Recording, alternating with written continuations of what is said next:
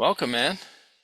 Nice to be here. I suppose I should actually introduce myself. We've been messaging, but I'm Devin Valenca. I'm one of the two or managers slash owners of Wolverine Axe Throwing. Okay, awesome, man. My name's Eric.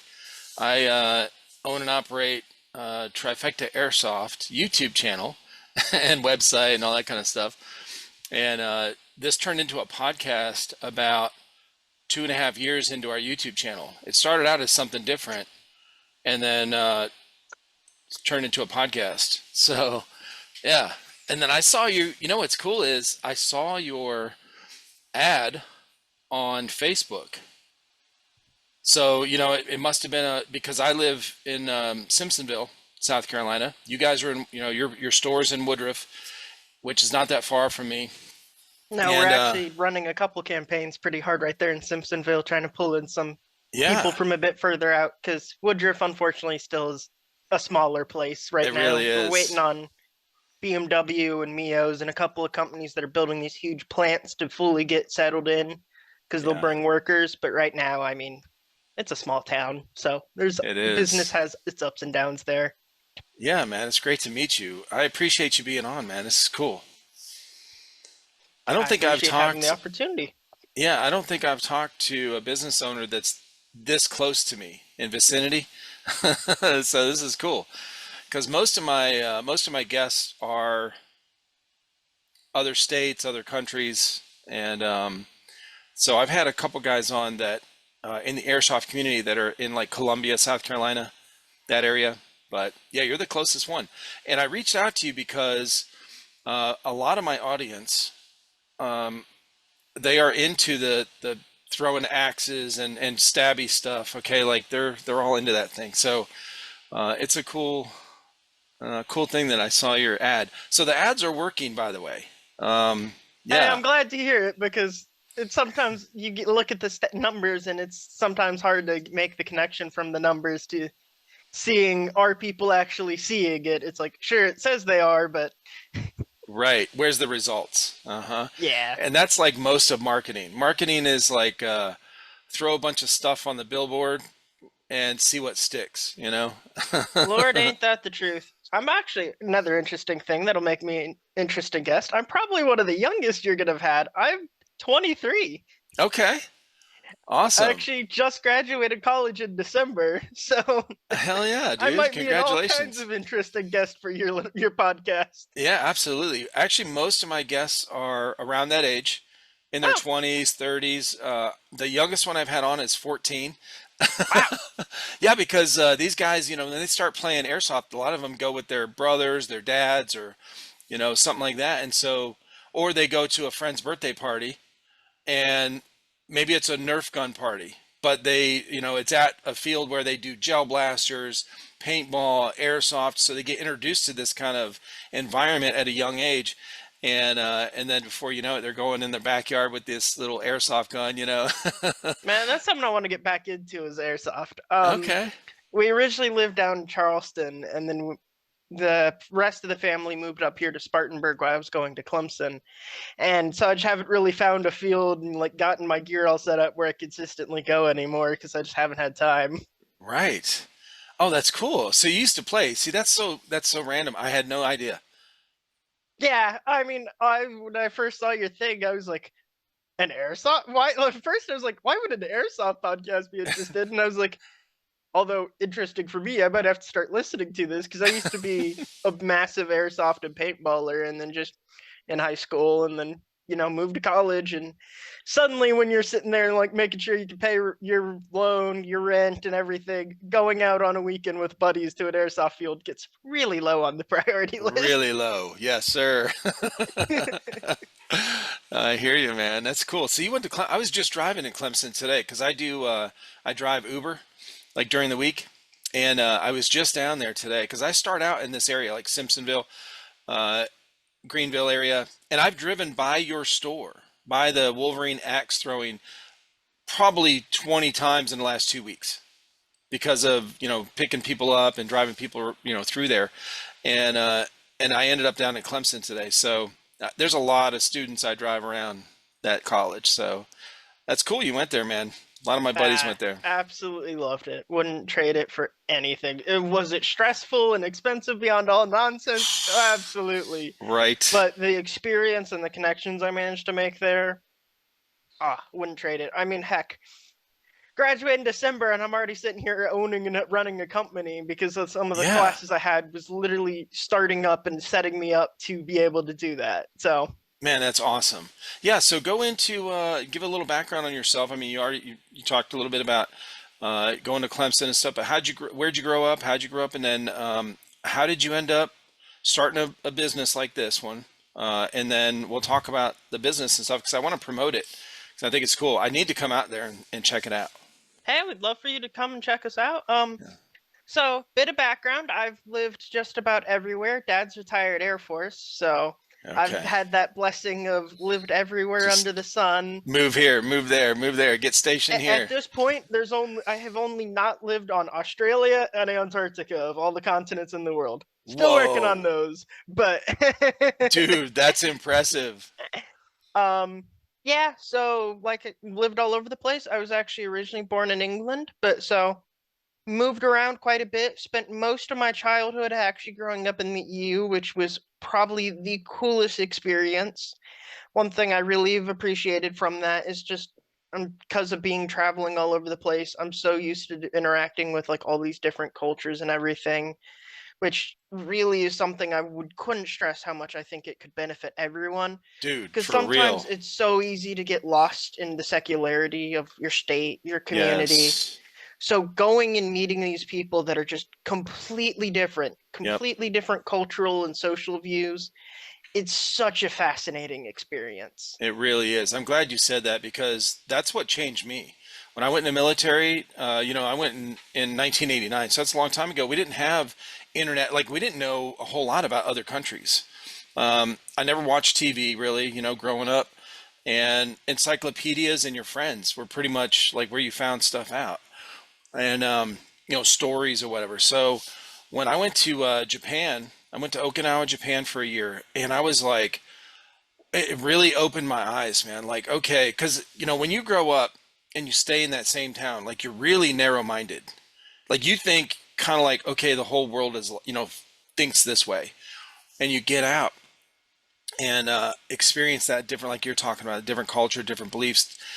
The the level of respect that they had for each other over there was totally different. You know, like Oh, that was a big thing absolutely. for them. Yeah. So it really opened my eyes. So yeah, I can appreciate what you're saying. That's one place I wish when my dad retired out of Joint Base Charleston here in South Carolina, which is how we wound up here. But had he not gotten stationed here, we would have been going to Okinawa, and Oh, Kadena, yeah, man. I was so excited for that, and then things just didn't work out, and I was like, darn, because really wanted to still plan on some point on Yeah, my own. I'm gonna go and travel and spend time in Japan because it's such a fascinating country. it's beautiful, man. But yeah, with the respect thing, another thing that's and I've carried this with me since growing up with it in my childhood, a big thing is growing up in Italy, in the EU, their view on business is Mm, also exceptionally different because in the US we tend to get a lot of people get stuck in that chasing the next promotion, chasing the next mm, payout, right. whereas a lot of families in Europe, they run their businesses together and it's more a means to provide for each other because they're a lot more family centered, which is something it's so weird coming back because I mean, heck, used to live in Italy where they had Raposa, which is just an hour after lunch. So like from like 1:30 to 2:30, you just went home and usually like took a nap or spent time with your family and then went back to work. What? What is this Yeah, called? Raposa. Raposa.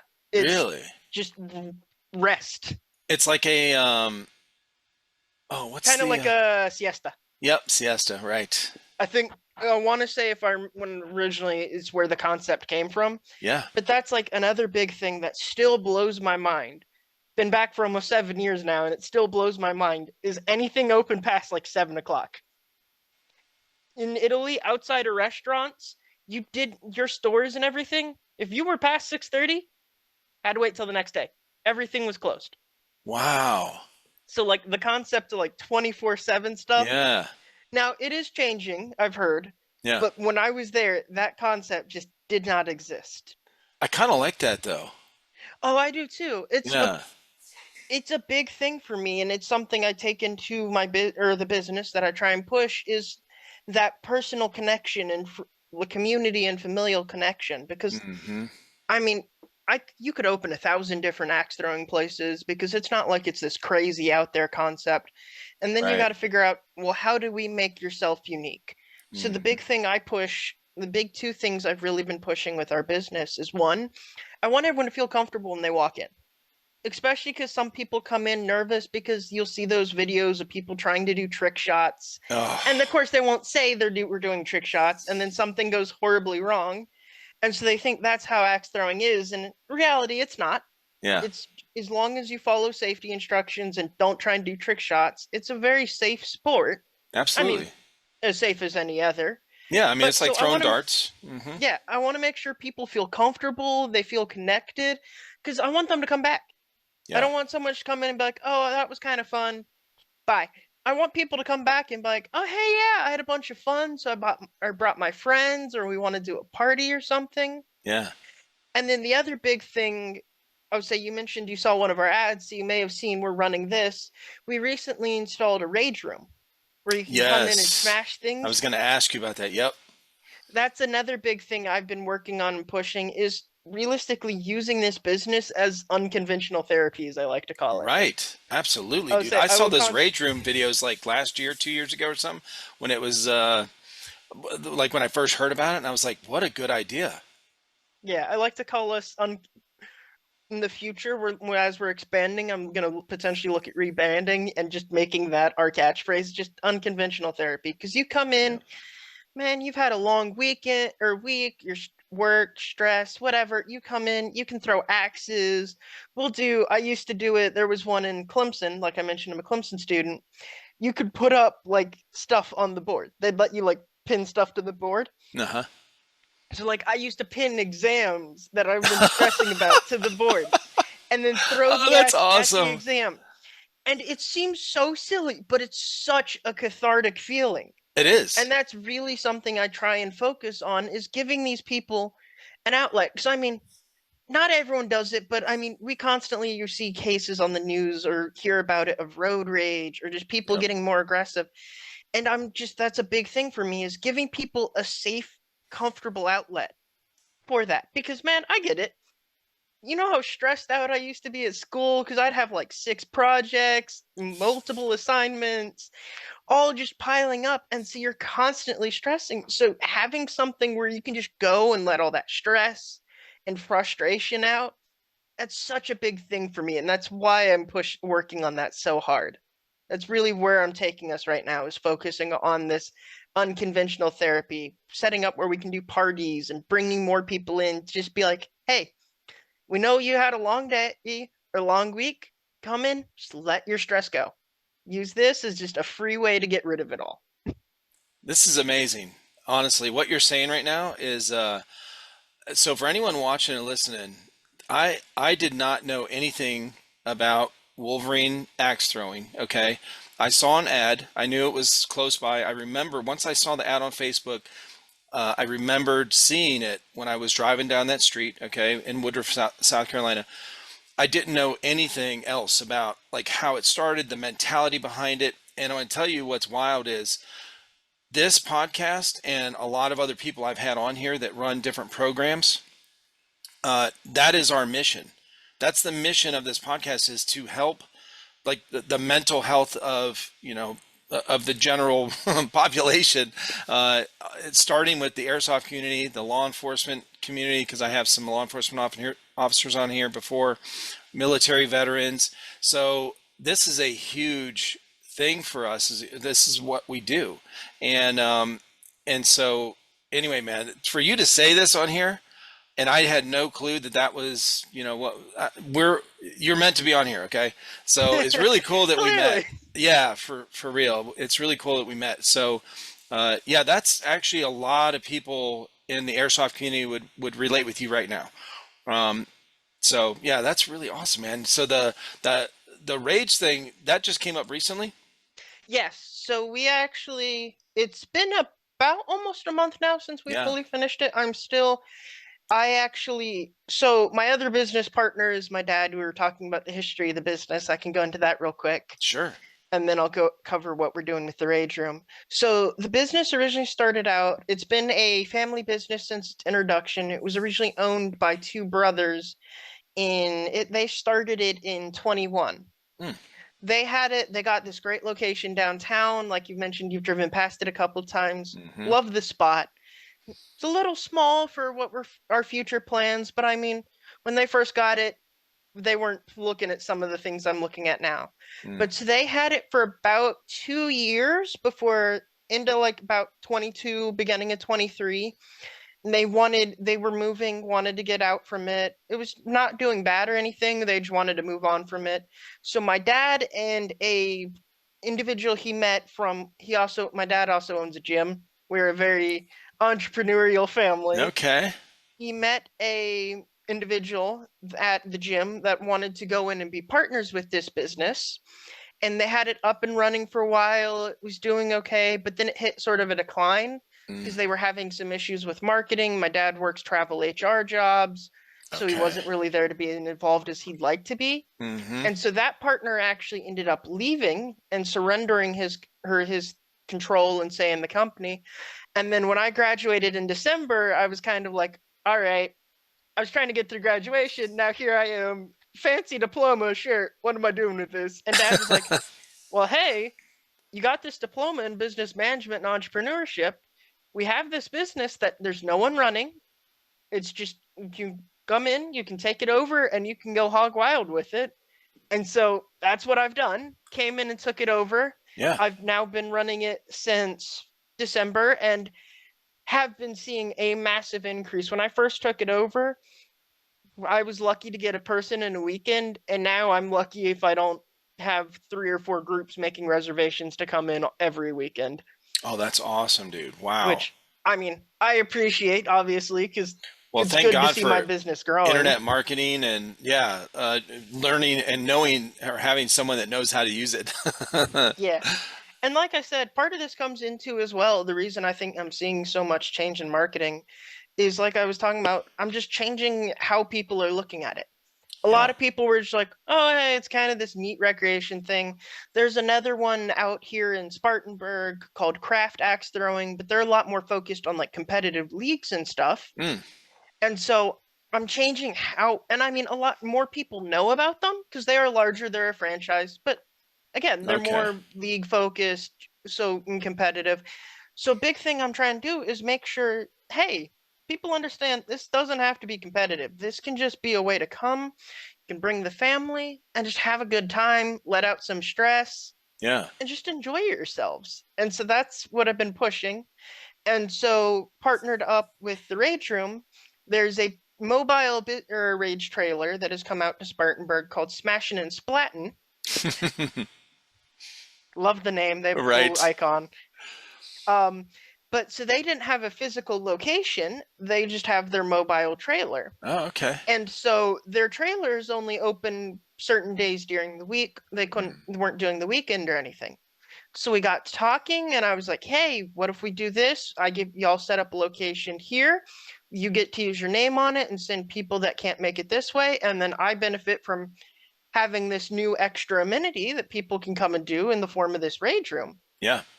And so, along with bringing that in, I also have brought in recently these digitized targets, which have actually been really taking off, which I'm glad. I think they're neat. They're, instead of being the traditional just straight planks, they use end posts. So that it actually makes them easier to stick into. But the really cool feature of them is they're not just like a straight circle target. You can play games like it's a projected game systems. You can play things like tic-tac-toe, Oh, Connect cool. Four. There's like a Wheel of Fortune game mode on there. And so people are really digging that because it's something different. You come Right. in, it scores for you. You're not having to write it on a board or anything. You get to Oh, play that's all these cool. different game modes. What is it like is it like a projector or something that's like you on the ceiling kind of shining on the Yeah, it's mount a computerized system, Yeah. mounted or that's connected up to a projector that projects it onto those targets. Right. But so I've brought both these things in at the same time to give some people some new stuff. Because I mean, everyone's seen or at least heard of rage rooms and they're like, oh, that'd be fun. Yeah. Because you go, you get to smash things, have a good time. Yeah. Who doesn't And love so that? finding the opportunity to be like, hey, look, this is another thing right up that lane I'm talking about being unconventional therapy, giving you an outlet for your stress, your anger, your anxiety. It just worked out great. Building it has been an interesting process because I decided, yeah, I'm just going to build it myself because at the time, 10 grand for a contractor to build a Yeah. 13 by 9 room seemed insane. That is insane. Looking back on it, I probably should have just paid the 10 grand because the hassle it had caused me probably was worth more, or cost me more than the Uh, cost of the contractors. But that saying in contract and well, in any business like that, it's good work is not cheap and cheap work is not good. That's it. yeah, but so we've got that all set up and looking forward. I have had it up for about 2 weeks now where people could reserve it, and unfortunately haven't gotten much motion on it. But you know what they say, new products, usually you're talking Oh 1 to 3 months before you really start seeing action on it. And I'm really looking forward to seeing once that starts getting out there, because I think a lot of people are really going to enjoy that, especially like parties and such, which Yep. is another thing I'm looking towards doing. Parties, team building, leadership building stuff. Okay. Just my eventual goal with our business is one day I wouldn't mind seeing turning it into a almost recreational franchise Mm. where you can like set it up and you got axe throwing, you got arcade games because we have a few of those in the back. You got Okay. the smash rooms, maybe some escape rooms because I'm a huge fan of those. Yeah. Right. Maybe if I could get a big enough building, laser tag or something, just so you Uh-huh. could come into this place and there's all these different things. So you, your friends, or your family just come in and you can just take an evening and just have a good time and be able to Hmm. let or relax.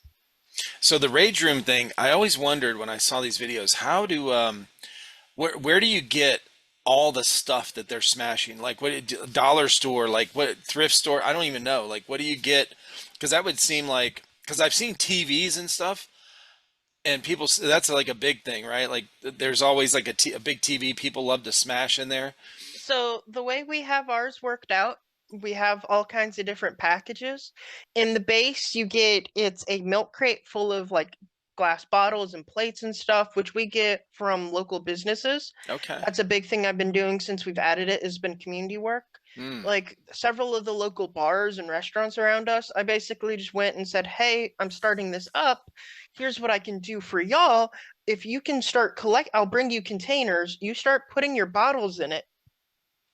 Excuse me, and I will come and collect those containers and take care of the bottles. Mm. I'm saving you the cost of trash pickups or Right. recycling, the time it takes every day taking all that stuff out because you're not having to Hmm. worry about throwing out all those bottles in the trash anymore. Yeah. And I'm getting the products I need to be able to do what or is this. And then some Okay. other worked with has been things like thrift stores Yep. because they'll get I've one thrift store. I absolutely love the people there. They're amazing. They'll get like part sets of like plates or Oh, right. glasses. And since it's an incomplete set, they don't want to sell it. Uh-huh. So what they'll do is, okay, well, this is a half set. We can't really sell it. So it would get thrown away. Instead, now they leave it in this container for me. I come collect it. So it's not just getting thrown away. I'm getting the plates and stuff that I can smash Okay. and then for the TVs and such, there's a company that we use. They will sell like pallets of TVs that have been returned and are declared broken, Oh, gotcha. Yep. like TVs, monitors. And so what we'll do is we'll buy those pallets. We Yeah. check to make sure if things work first because like I've gotten a nice like 49-inch gaming monitor at one point that it was marked as Whoa. broken. The thing's And it completely works? fine. Yeah, it's completely fine. Don't know where someone thought it was broken. But so now that's my desktop monitor, and I got Oh my God, that's this. awesome. The perks Still of can't the decide of the if the work. thing is too big, honestly, because it I was takes gonna up say like half. 49. Bro, if you're sitting like where I'm at right here, like that like Yeah, it's it's right in your looking face. here, even though I'm like looking, I'm still like not even all the way at the edge of the screen. It is massive. I still don't know if it's too big. That's But so funny. then we'll take those, we'll take broken computer monitors and electronics and stuff, and we have those as available add-on packages Yeah. that you could purchase. So like say you want to add a TV on, it's I believe for what we have for a TV from 32 to 40, 55 inches is $25. Okay. And then we even have some like jumbo TVs. Like there's I have sitting in a or for people to be able to smash sitting in a storage shed Hmm. a 90-inch TV Whoa, that you can get like as part of a package. You can get that's these just cool. massive TVs to be able to smash. You hit a home run in the center of that screen, bro. That's cool. Yeah. Okay. Yeah, that sounds awesome, man. What a good Yeah. business plan though, too. Yep. Yeah, I would say that's a big thing. I even actually looked at one point, and I'm still considering it. I just have to dig through all the legalese because, unfortunately, I'm not a lawyer. Starting my own like discarded electronics kind of company, Yeah. where like people can come and pay us to come collect like their trash, their bottles, their electronics and stuff. Yep. Because assuming again, I have to make sure or it doesn't violate any like health or trash codes, Right. then I can take that stuff, remove any like dangerous components, because like Hmm. we get CRTVs occasionally, so we'll pull the Oh. tubes out of those and Yep. stuff, and then take it, and then there's the stuff for smashing. So I'm not only making the money off of people being like, hey, come and do this pickup, take care of it for us. Yeah. I'm making the money off of getting it to be able to smash as well. Right. Right. But trying to dig through South Carolina and federal legalese with that because there's quite a bit that goes into that, and I don't want to start up a business like that and then 3 months down the line get hit with a massive fine for like Oh yeah. waste dumping incorrectly. It always happens, dude. Even in the airsoft industry, there's a lot of people that will start up like small little airsoft fields, right? Indoor. Okay. They're like, oh, this building, it's an empty warehouse over here. Okay, let's just let me see what it's going to cost to lease this thing. And they'll start it up, but they won't get all the legal stuff done, or they won't get it inspected. So there might be 3 months in, 6 months in, a year in, and they're going steady, and oh man, this is great. Everyone's, and then it always happens. I don't know how. I don't know if somebody calls like another neighboring business or whatever, but somebody always calls something, and inspector shows up. Oh, you got to shut it down. You don't have enough bathrooms for 50 people in here. You got to have two more bathrooms, or you've got to have like this is such a common thing. Or do you have the insurance that covers this? Or your sprinkler system. You're out of fire code. So, and these come with fines. This isn't just like, oh, hey, go ahead and fix this, and I'll be back to check it. Like, no, you got to No, pay some you other get things hit too. heavy fines, especially for fire safety. Uh-huh. We've ran into that a couple of times where like they'll give you a warning and it's like you got like a week to fix this, or it's like a 2 grand fine because your Uh, sprinkler is slightly outdated. And it's like it's one sprinkler, doesn't matter. yep. I know, right? Yeah, there's a lot that goes into it. That's cool that you're equipped you're educated enough to know what's going on and run it. And it's a good location, man. That's I could see it being a little small for like when you're going to grow, right? When it gets Yeah, popular. But just based on the outside, the front, and then the pictures I've seen on your website. But it doesn't look small. Just like, but if you're going to grow, yeah, I could see wanting to expand. I mean, right now it's quite a sizable location. We Hmm. have 5 axe throwing lanes, 3 standard, the 2 electronic, and then we have a couple arcade. Like we have a few claw machines, an air hockey table, Yeah. and then the rage room in the back. We used to have a pool table, but after some hard decisions, as much as I thought or really enjoyed the pool table and knew some people enjoyed it, we figured the rage room would be better than the pool table, so we ended Uh, up trading away the pool table to be able to fit that. okay. But looking to the future, the business next to us, the owner, she's a really nice lady. She owns kind of like a thrift store, Oh yeah. as well, but she doesn't usually does more in like clothes and like secondhand clothing and stuff. Hmm. But she's getting ready to retire here in the next couple of years because I mean, she's a bit older. She's looking to or be able to finally be done and not having to work. And so both buildings are owned by the same individual. Right. And so we're hoping potentially when she moves out, they have where you can see there's a framing where the two used to be connected. Oh, okay. So we're hoping potentially once she moves out, we may be able to lease her space Yeah. and then remove that blocking where it was connected and then build it out to be these two built or lots become one big location. Okay. Yeah, that would open up a lot of options. Now, are Because you guys like a is it a restaurant bar slash bar, whatever, or is it just the gaming so stuff right now?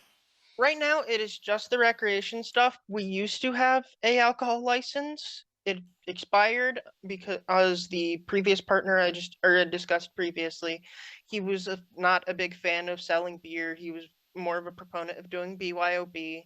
Okay. And then we got hit with the legal changes from down in friggin' St. Pauline or down there, Mount Yeah. P and all that. And so it went from being 2,500 a year to insured for us to be able to sell alcohol to when we first looked at it again in December, it was 2,500 a year. And we recently actually about 3 weeks ago called just to see how those prices were going. And it's now $40,000 a year Forty to be thousand. able to be insured to sell alcohol. For our location, it'd be $40,000. And we were making maybe 15 in sales at most. So it's just beyond unreasonable because we'd never make that much. That's insane. A large part of it is we unfortunately, because of our location, don't have a full kitchen to serve food. Something Right. I'd like to add in the future. Okay. Right now we have more of a like hot, we do pizzas and like pretzels and cheese, like more of a snack bar kind of thing. Right. And I mean, we still sell waters and sodas, but because we're Mm-hmm. not selling full food like a restaurant, it costs more. And then again, they changed the liability laws after a lawsuit down there. And so, say someone comes in on our Fridays, for example, we're open 6 to 10 p.m. Mm-hmm. If someone comes in at 6 p.m. and had a single beer at our Yeah. location, obviously they're completely fine, well below the legal limit, but they then and leave our location after their hour of axe throwing or their 15 or their time in the smash room, whichever they end up or whatever they do, and then bar hop until like 1 a.m. and then they drive drunk and cause an accident, we would be part held liable and dragged into the lawsuit against them for the fact that we served them a single drink. So wherever they drank along that way is pretty Yes, much dragged into. now every location that serves someone a drink because it gets held liable, which is why the insurance has skyrocketed. So we've had to simply just stop. I They're can't even working on imagine that. changing that, but yeah, That it's is hurt. crazy. Yeah. We have lost some business because people will call and they want to drink a beer, and Sure. I get it. Sometimes you want to go out with friends, have a beer, throw some axes, but I got to look at what's as much as it hurts to say I got to look at what's best for my business. And Oh right yeah, you have now, to. it's just I would not be able to survive if I was trying to pay that. I'm not No, I making mean, enough for my location to be able to pay that. absolutely. I mean, you want to stay in business. So, yeah, you got to adjust until it grows. Yeah, absolutely. Okay. So So, said you were interested because you really don't have much with axe throwing. Anything in particular you want me to discuss about axe throwing? yeah, I was going to ask, so when people set up parties, do they have, do you have different sizes of hatchets or whatever, or like axes? Do you have long axes? Are they short? Are they, like little kid stuff? Like what do you have? So we do have minor liability waveforms. We usually say about over 12 as long as they're able to like understand the safety precautions and a legal guardian comes in and does that waiver. We'll let Yeah. them throw with being monitored. We keep an eye and another thing with our trying to stay connected is I'm constantly watching and helping people throw. I check up on all our groups. I don't just check you in and they be like, all Yeah. right, go have fun. I Right. give you a safety presentation. I teach you how to throw. I will constantly be keeping an eye out. And if I see you're missing, I'll be like, hey, let me watch a couple of your throws. Let me help you be able to get where you're consistently sticking. Right. Yeah. Because But that wouldn't be fun either if they're just hitting what is it, the handle or yeah, bouncing off all the time or something. But so generally, we have the standard house axes that we use. They're ranging about 2.5 pounds, Okay. which is roughly they're actually from the World Axe League Throwing League. Oh, They're nice. actually they make certain house axes, their particular house axes. They're nice Yeah. axes, all things considered. Mm-hmm. But those are the standard ones we have out. We also have behind the counter, we don't have any big axes or anything just because location size, you need longer lanes for a proper big axe throwing lane. Yeah. But we do have some lighter axes for like the youngings or people that the 2.5 is just maybe a bit too heavy to be able to realistically wield. And then we also have two, they're called S-Wings. They're absolute behemoths. They are solid steel, probably like three or like a third times the size of, or the size and a third of the regular axes, and they weigh Okay. about 3.5 pounds. Yeah. And they are some big old behemoths. Now, what do you, so the, when you're throwing when somebody's throwing these, they're throwing up against the, are these planks of wood, right? Like, Yes. 1x6s or something like that? So typically we try to use either poplar or cottonwood because those are softer woods. It makes it Right. so they last a bit longer when the axe connects, and then they're easier to stick into. We'll Yeah, actually they're spray easier to them down. stick. Okay. We spray them down as well with a water and vinegar solution. The water Oh, helps keep okay. the wood staying lively, Yeah. and so it keeps it from tightening and becoming harder. So it's more And likely the brittle. axe goes into Yeah. it instead of blasting it apart. And then the vinegar is just to help prevent molding because, I mean, Oh, okay. spraying wood with water, it's not live anymore. It's going to eventually start to mold. Hey, right. But so the way it works is you then go and you have those targets set up, and there's the back targets are a bit different. Obviously, like I mentioned, they're ingrained, but our standard three, they are two 2x8s, or excuse me, two by 8s by 4 foot. Okay. So they're 2 inches by 8 inches by 4 feet long. Uh-huh. And then there are three 2 inch by 10 inch by 8 or 4 feet long boards, Okay. and they are mounted at the end of, I believe I don't remember the exact measurement off the top of my head, but I want to say it's a 16-foot lane. Okay. And the lanes are completely enclosed. We have there's framing around, and then they have a wire meshing everywhere. So if you hit the side, hit the Right. top, it doesn't go flying out somewhere. It hits the Right. wire mesh. And then it Uh-huh. has a rubber matting running the entire length to help prevent, it bouncing on the ground. It helps soften the shock, helps Right. protect the axe and people. Mm-hmm. And so we have taped off squares you throw from, and you throw from those squares down those lanes Mm-hmm. and to those targets. I gotcha. Yeah, that's cool. I was watching some videos on there actually, that you had, I think, on your website. Um, I was gonna pull it up if you don't mind. You're welcome to. Yeah, let me pull up your website because it's pretty cool, man. You got some good pictures on your Instagram as well. Thank you. Yes, sir. My dad used to do photography for the military and had a photography business, so he's taught me what I know about media photography. Oh, that's awesome. Okay. He started out in spy intelligence, then eventually moved to combat camera. So he was the crazy guy that would be going into combat situations where everyone's got their rifle drawn and he's got a camera. What? Oh my gosh, that's crazy. Yeah, let me get rid of this. There we go. Yeah, that's wild, dude. Okay. So he so he's taking pictures of, so he's into the spy stuff that, like, and then goes into photography for all that stuff. He's like sneaking and peeking with the camera.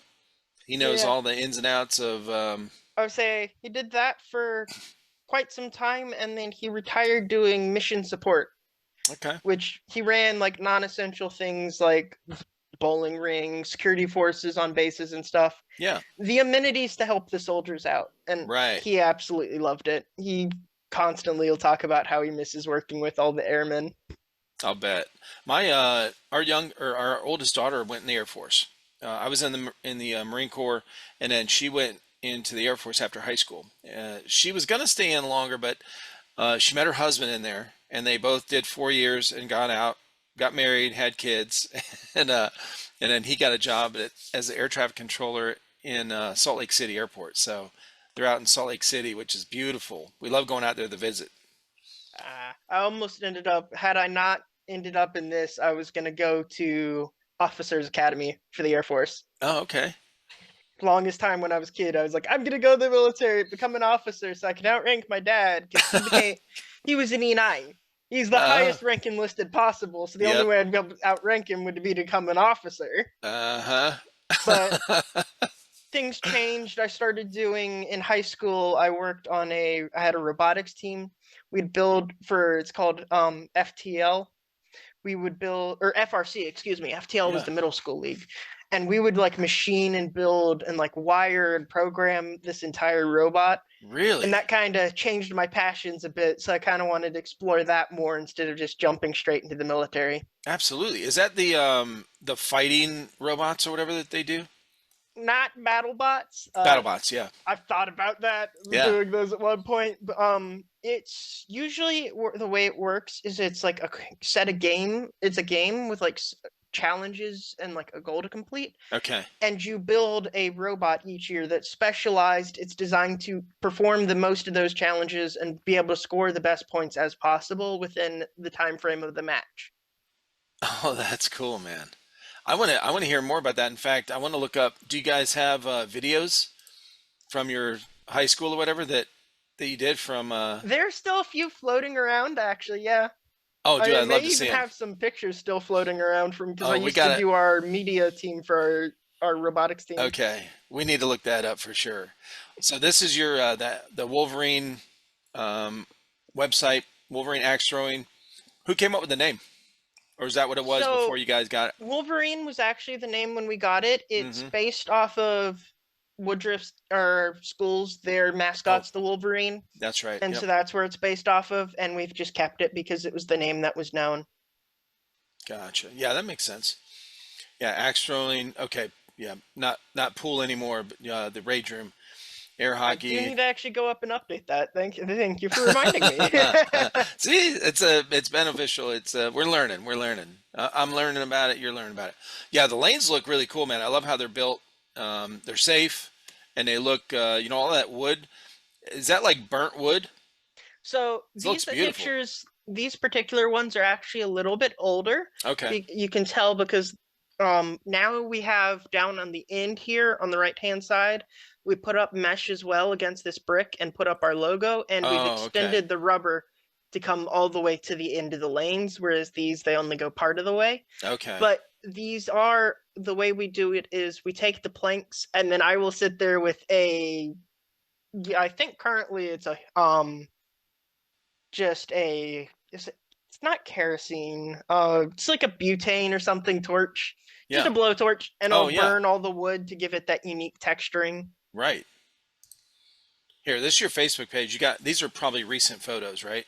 Yes, in fact, the photos of this nice gentleman named Joshua in the red shirt here were from this weekend just passed. Oh, okay. Yeah, these are yeah, this is cool, man. It's a I'll good say this setup. was Oh, a okay, this party is we like had. the Those are the virtual targets I was talking about. right. Oh, that's We cool. actually have, I just started, you may find the picture floating around. As an addition for those virtual targets, I've Yeah. also added, you can pay an add-on fee Yeah. and you get a throwing star to use on those targets. Oh, Because of the that's type of cool. wood they are, they lend themselves really well for like throwing stars and I'll such. bet. Oh, that's a good idea. Get some throwing stars. I wanted to do throwing knives, but we had some safety concerns because I've spent years work throwing them, Mm, but if you throw them wrong, they can be a little unsafe. So yep. decided to wait on those for safety concerns.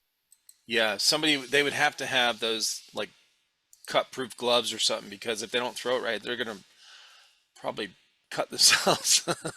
Still, one of my favorite things my dad's got is this picture over here with the with Wolverine with the axe. This thing? Yeah, my dad found these and we thought they were cool. Oh, that's awesome. That is cool. Right. You can see me actually, that picture you just passed, you can see we were doing updates on building the rage room. Right. Okay. And you can see quite a few of my sarcastic shirts in those pictures because I usually will wear sarcastic shirts. If I'm not wearing a work shirt, I'll wear a Admit it, sarcastic shirt. you would be bored or So you don't, boring. it's not, it's cut off partially, but it says, admit it, life would be boring without me. Gotcha. Yeah, I love to see a business that like the progress, from where they're building it up, like what you guys are doing here. I see what you're saying though. You had to get rid of the yeah, you didn't have enough room.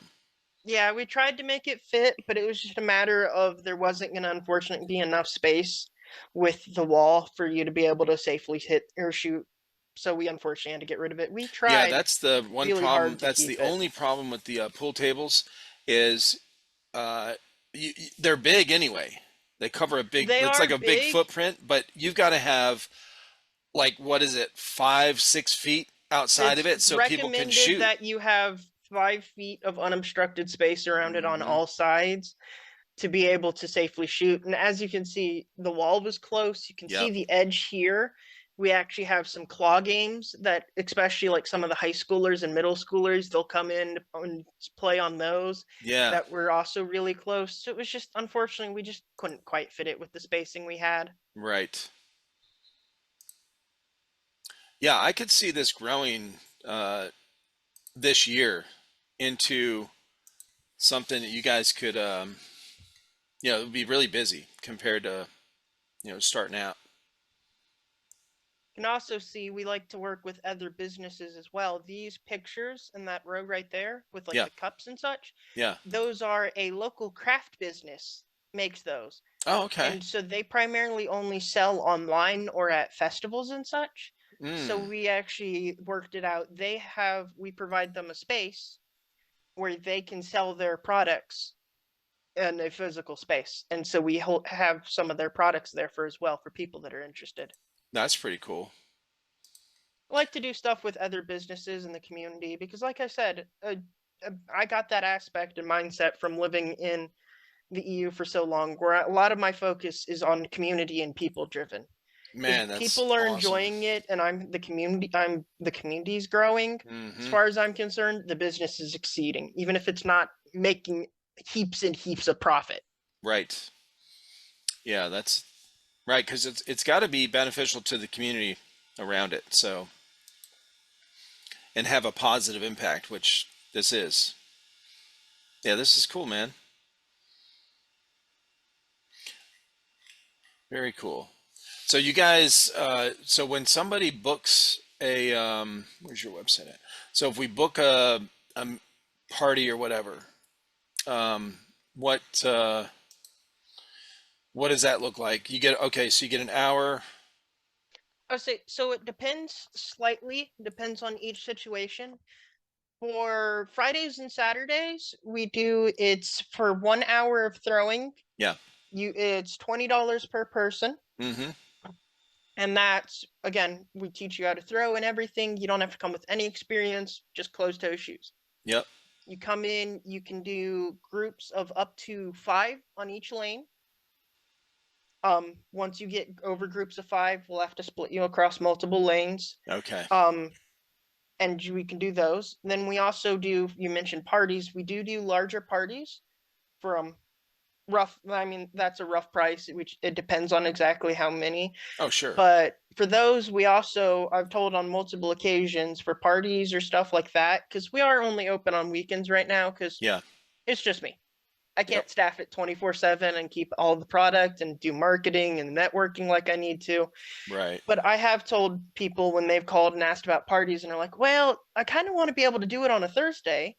And I'll tell Mm. them, I'm like, if you can get me all the info, you pay part of it down as a down payment, I will come in and open up early on a day we're not, so you can do your party on Thursday. I just Right. need to make sure I know how many people are showing up so I'm prepared. Mm-hmm. I need the down payment so I make sure I'm not showing up and opening just to get completely stood up, things like that. But I try to be really flexible and available for people that want to be able to come in and use us. Yeah, absolutely.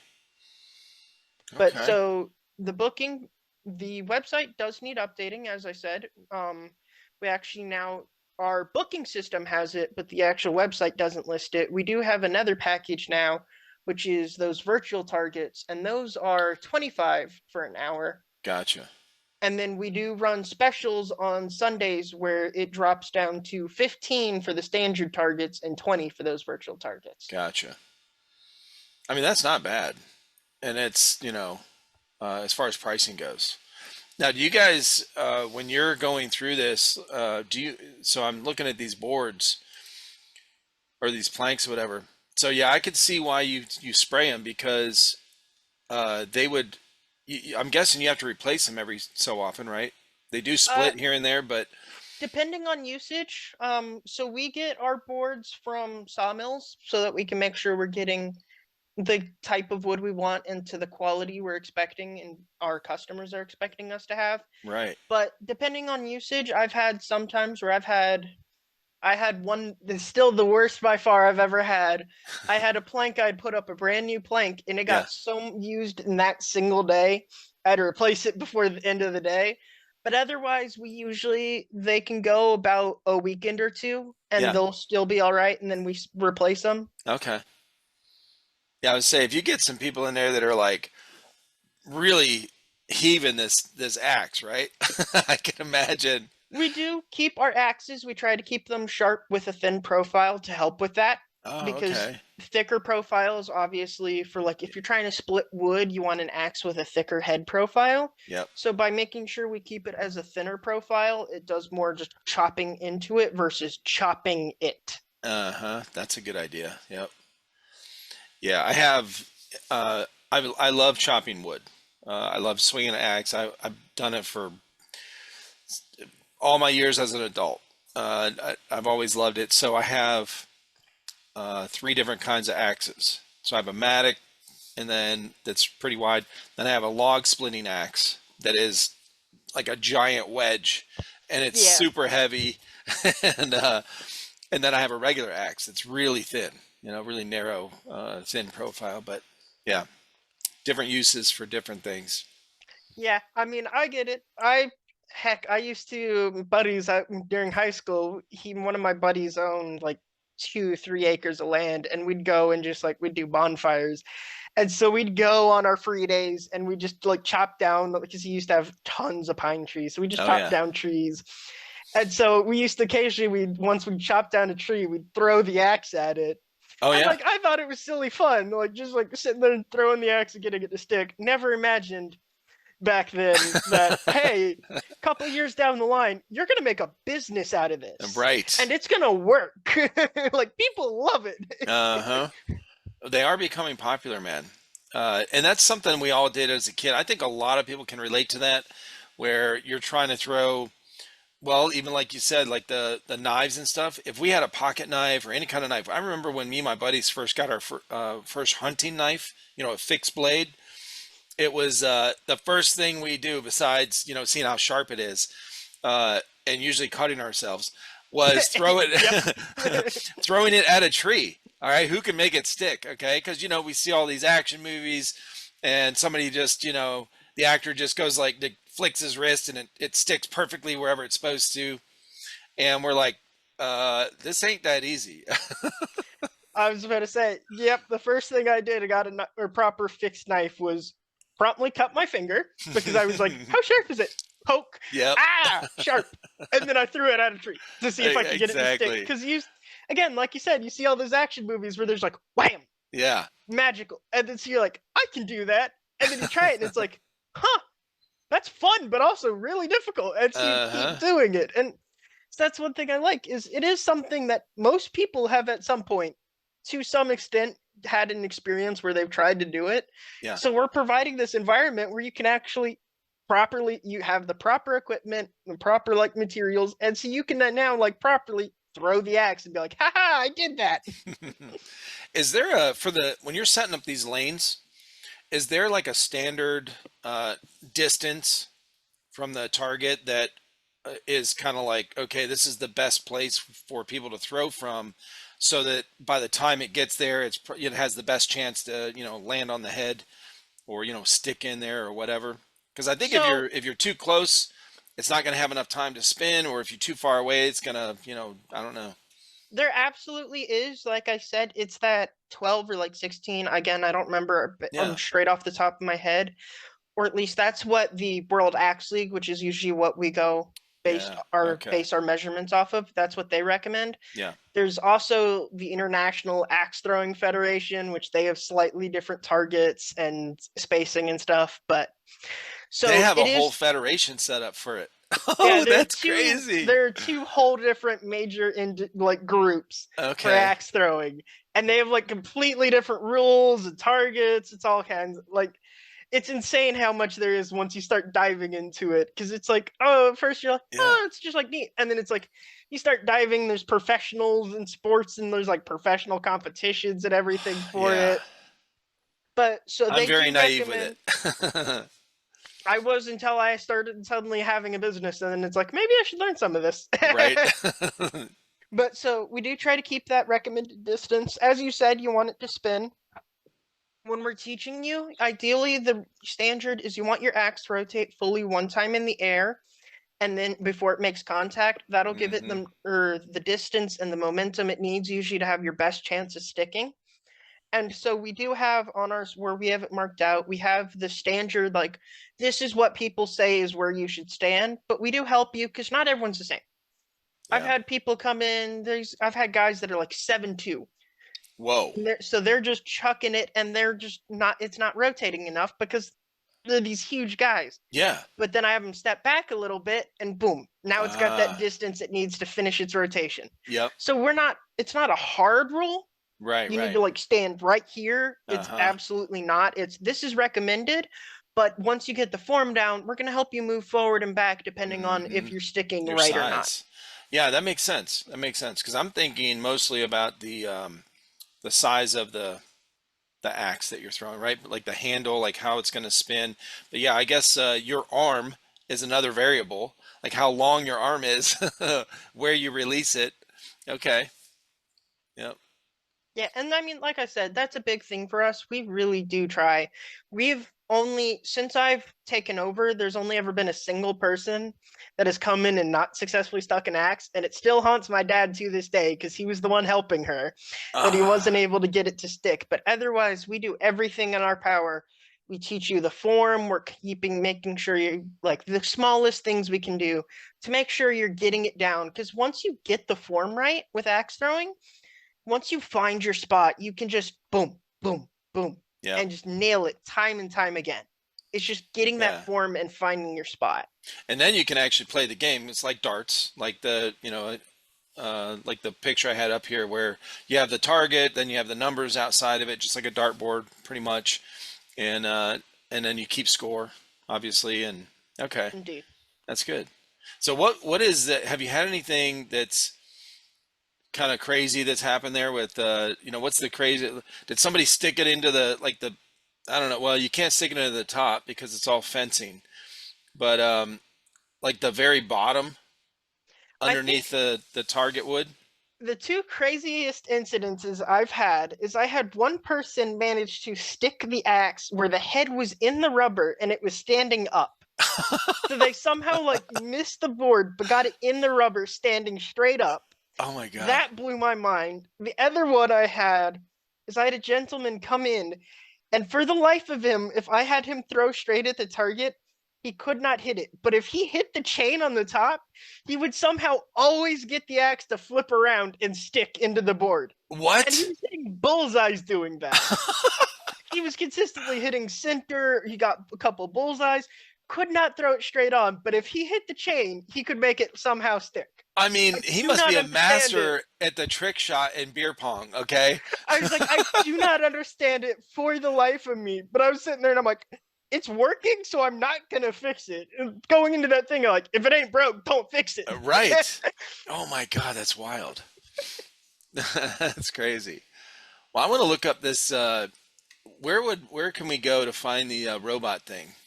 So that would be, it's called FRC. It's First Robotics Competition. The Hmm. particular team I was on at the time was Team 3490. We were also called Viper Drive. Okay. I Viper might Drive. indeed. I can look and see if I can find the link. I may be able to get a video I made and posted of one of our Yeah, I competitions. was gonna say you can share your screen as well if you want. Let's see if I can find it. Team, this is a Facebook thing. Team 3490 Viper Drive. Robotics team employs the talents of expert mentors to expand students' abilities in engineering. Ooh, this might be your guys' page.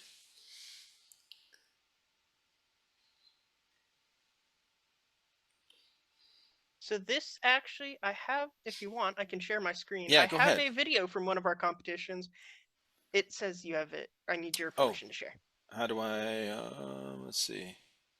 We'll see. You might even, this particular competition, I was going around in a steampunk cosplay, so you might even be able to find me in the background. Right?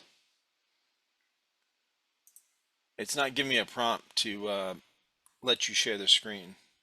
It says host is disabled participant screen sharing when I try. Oh, that's not nice. Let's see. Does that change anything? Here, let me try this. Yes, there we go. Oh, there you go. Okay, good. So this is actually a video of our competition from 2017. This particular competition was steampunk themed. So like there's gears and you were fueling Oh, these that's awesome. balls were fuel and you're putting the gears to try and power this airship. Okay, And so this was actually a video from our team from that one of the competitions that year. nice. Is this at the in the gym at the school or something? So this particular one, judging by the stands, was the competition at Myrtle Beach. Hmm. There's competitions all over. This was 2017, so that year we would have done Myrtle Beach and Huntsville would Okay. have been the locations we did. But so you can see their team numbers, they're actually based off the registration. So like we were the 3,490th team Gotcha. to register as part of FRC, which is the first robotics competition, their Yeah. group.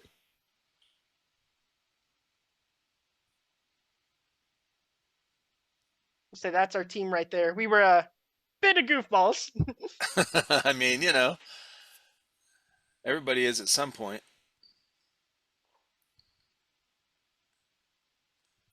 So they got this giant, like, she's walking around inside this thing, and all your guys' like contraptions are set up in here.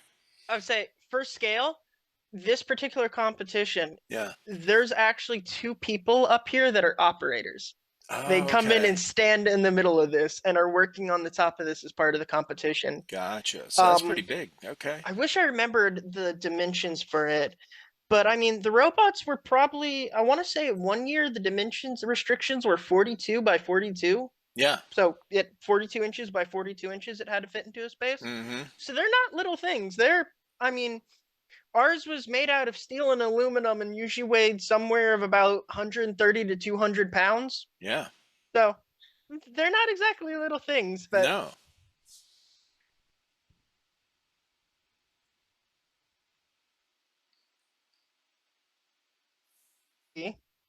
Oh, there it goes.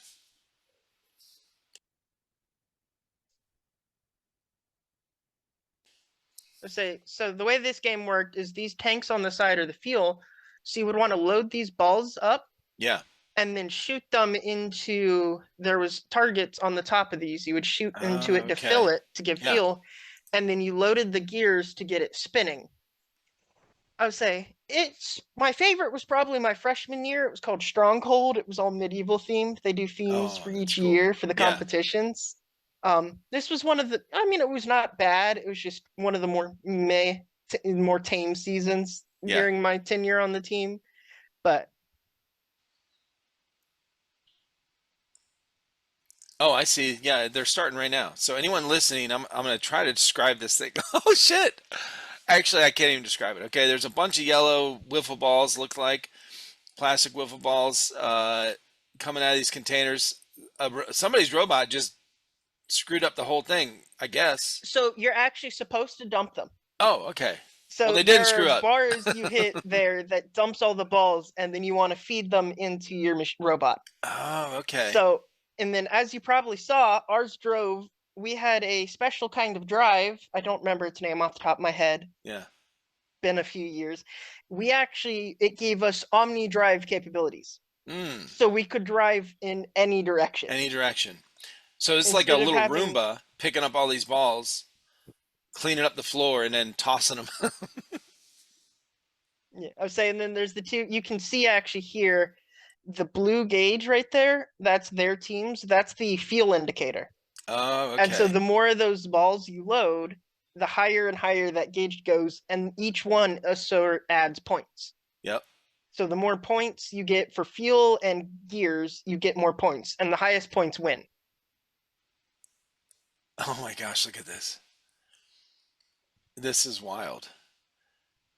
Whoever's driving or at work listening to this on Spotify, when you get home or you get a break or something, just go watch this video, okay? Because it's pretty cool.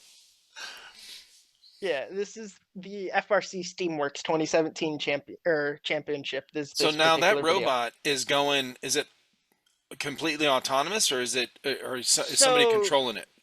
it has the first 30 seconds of the match are autonomous, where you first saw the first when they said go. Yeah, You are autonomous and you're only allowed to go within like certain restrictions. gotcha. Like I believe during this competition you couldn't cross this white line in the Ah, autonomous game mode. okay. And then after those 30 seconds, the remainder of the match, they are actually piloted.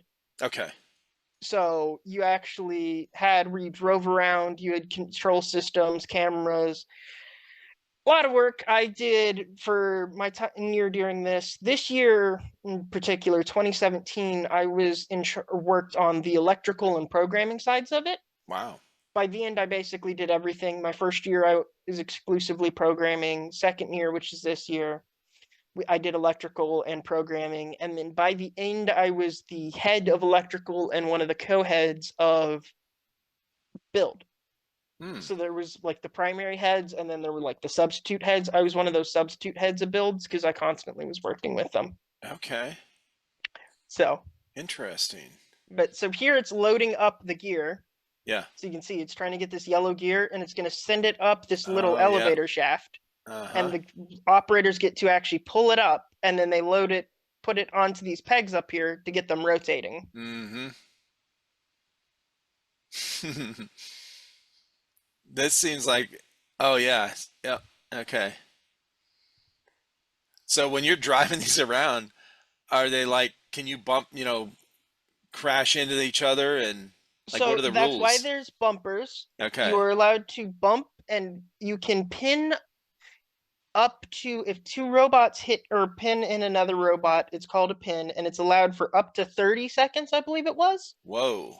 And then if you went beyond that, they would wave this little red flag right here because it would be a foul Uh-huh. because you're pinning them beyond longer than it's allowed. So Gotcha. there's all kinds of rules. Like it's in its own way, each game was its own little sport, Okay. competed by robots with Yeah. I mean, that's cool.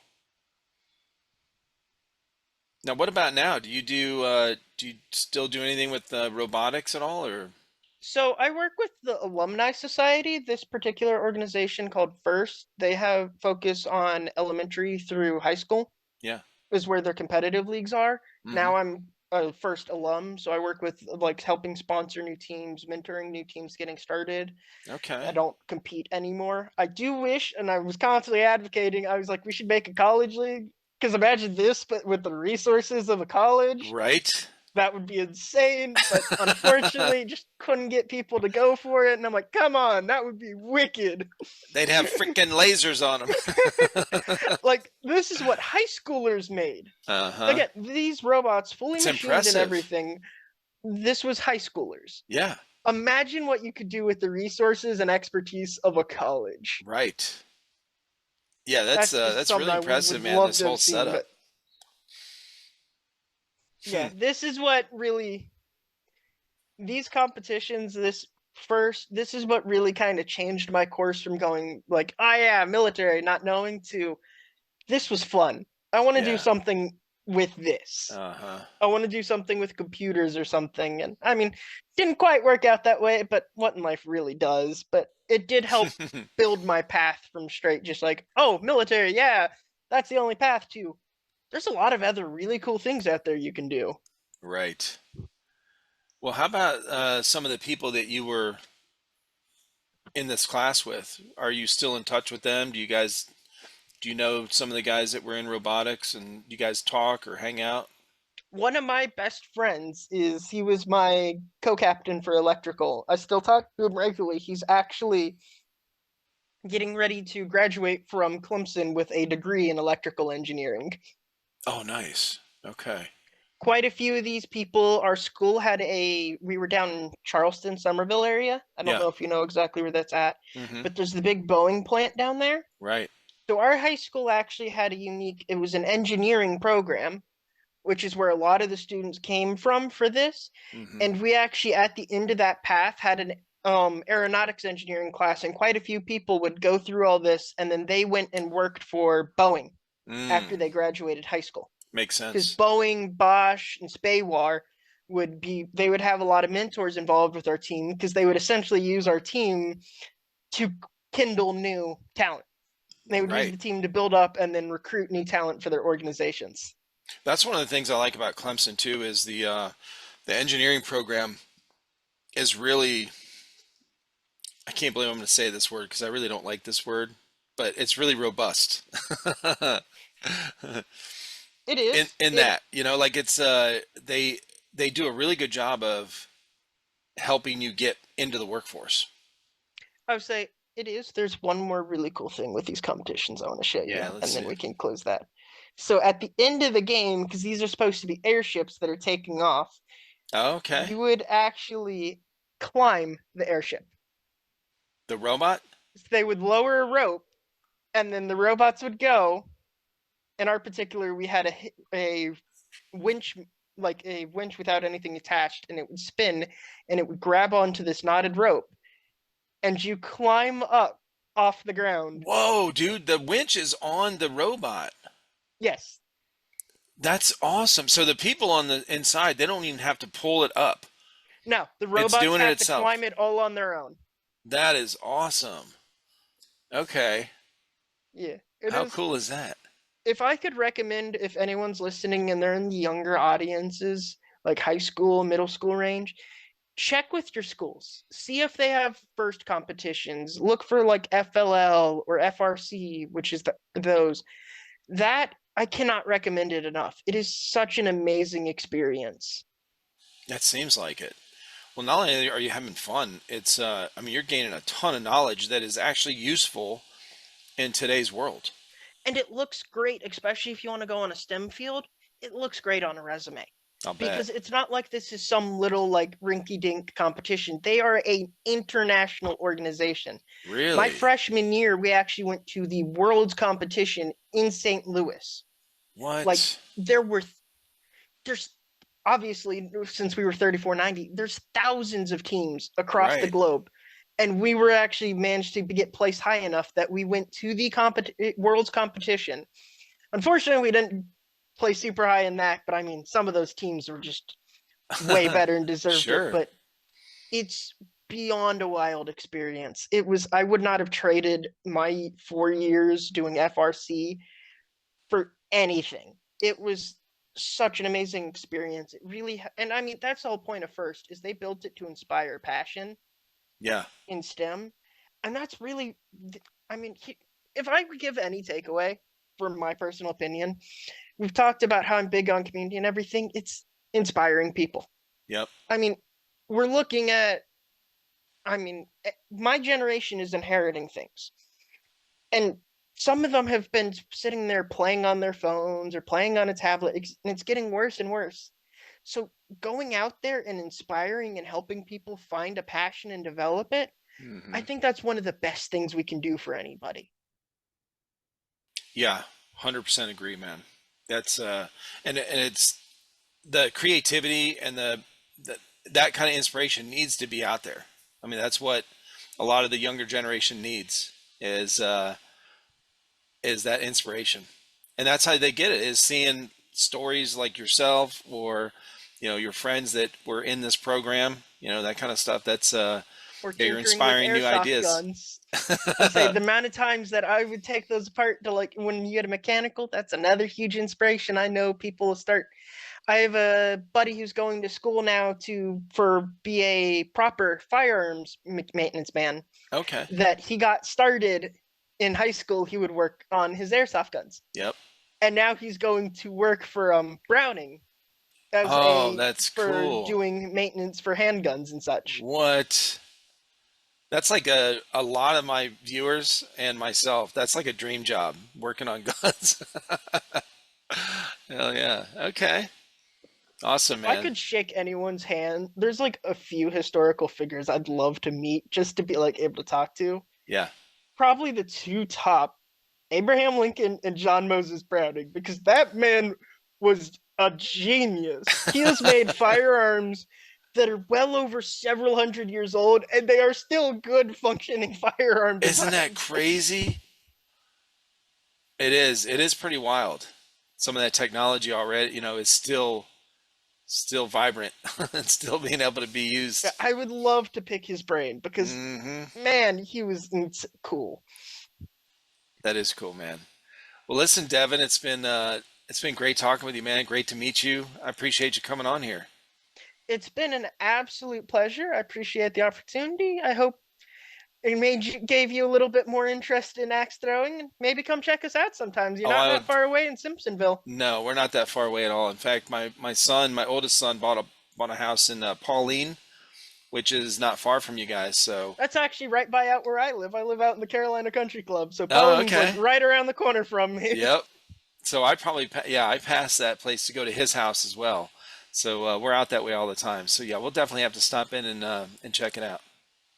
Yeah, we'd love to have you. Well, let everybody know where they can find all your stuff online, and point people to all your website and your Facebook and everything. So you can find us online at Wolverine Axe Throwing. We are based out of Woodruff, South Carolina. All of our Instagram, Facebook, our website, they're all under the same name. And then if you're ever interested in checking out our physical location, we are located at it's 216 South Main Street, Woodruff, South Carolina. We'd love for y'all to stop by and come check us out. We're open every Friday, Saturday, and Sunday. Awesome, man. Well, thank you so much, man. Hope you have a good night and a good weekend. You too. Again, thank you very much for the opportunity to come on. Awesome.